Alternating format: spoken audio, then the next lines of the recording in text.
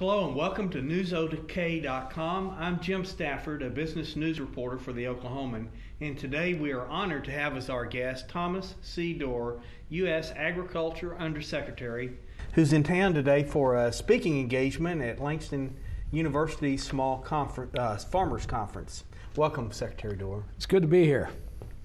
Well, you just spoke within the hour at the Langston Conference, and you covered a lot of territory that I want to ask you about. And one of them is the Farm Bill, which was passed and then vetoed and then overridden, and I'm not sure what happened then. But can you tell us what's happened on that front? As I understand it, once a piece of legislation is prepared and considered ready after it's been voted on to go to the president, it goes through a process of what they call enrolling, which means essentially they scrub it to make sure it's as they defined it and that they have all the pertinent parts of it in the document that goes to the president. Well, it appears that after the House and after the Senate passed it, and as they were going through this enrolling process, that some clerk inadvertently left out the credit title, Title III, and it's not a very long title. It wasn't caught. It went to the president. The president vetoed it, not knowing that Title III, I'm sure the president doesn't sit up and read 1,700 pages of documents. And when they finally figured out what had happened, the president had vetoed it, sent it back to the Hill, and then all at once everyone realized that the real piece of legislation that had been sent up, that had been vetoed, was not really the real piece of legislation, and all at once they decided they had a constitutional issue on their hands. So, as I understand it, the leaders in Congress have decided that they are essentially going to suspend or amend the rules, allow themselves the opportunity to re-vote on the original piece of Farm Bill legislation with all the appropriate titles in it, and then resubmit it to the president, whom I'm sure will again veto it, and then it'll be sent back to Congress, if that's how it plays out, for their decision on whether or not they wish to override or not. Well, let me ask you about the president's opposition to the Farm Bill. I mean, the Congress has worked months, maybe longer, to get a piece of legislation, and now the president's going to veto it. Why is that? Well, I think the president was pretty clear back in January of 2007 when he sent the administration's proposal up. He actually had proposed increasing conservation program investments of up to $9 billion. Congress only increased it by $4 billion. He proposed increasing nutrition or specialty crop program payments for about $5 billion. Congress increased it by $9.5 billion. There were a lot of gains made on areas, although not as great in some cases as he would have desired. But the area that he was really adamant that needed some quality reform was in the traditional commodity title. That title that so many of our farmers in Iowa and Oklahoma that deal with wheat or corn or soybeans are familiar with. It was simply that we've doubled net farm equity in the United States in the last 7 years. We've gone from $1 trillion to $2 trillion in equity. We have record net farm income in 2007. It looks like we're going to have another record in 2008. Record net farm exports. All of these things have grown exponentially.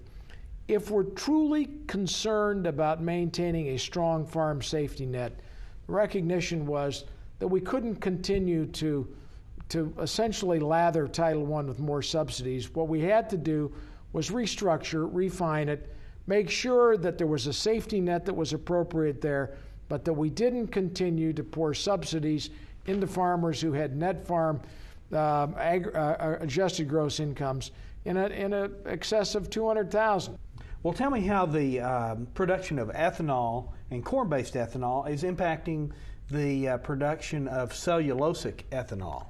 What was really important was to get a mass of ethanol production. And that's what we've done in the corn industry. I mean, we're now producing 9 billion gallons of ethanol out of corn.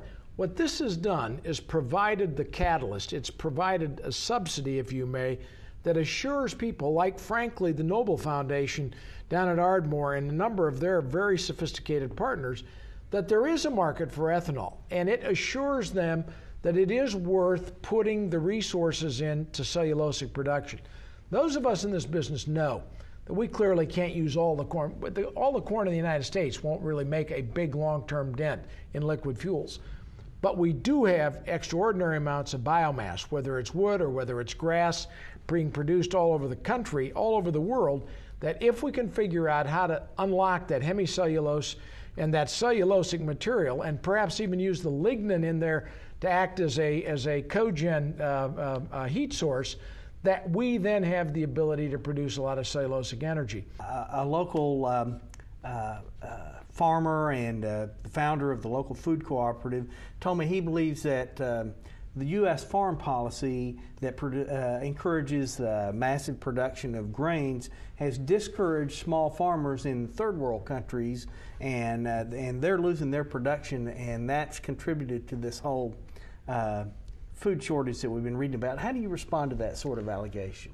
Well, frankly, I think just the contrary. The fact that wheat at one point in the state of Oklahoma could have been sold for $12 or $13 a bushel, that corn is worth $6 a bushel, that soybeans are worth $12, $13, $14 a bushel, that's a price that's reflective worldwide.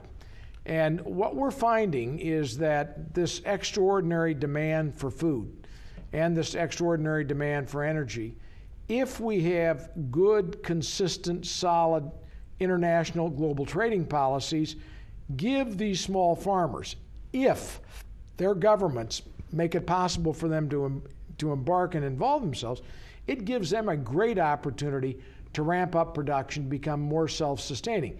But the thing that's important to remember, we have historically, and I know I'm a farmer, and I know the antagonism that producers have had over the years relative to a number of these international trade issues. But we have to get our trading partners to appreciate and respect intellectual property rights.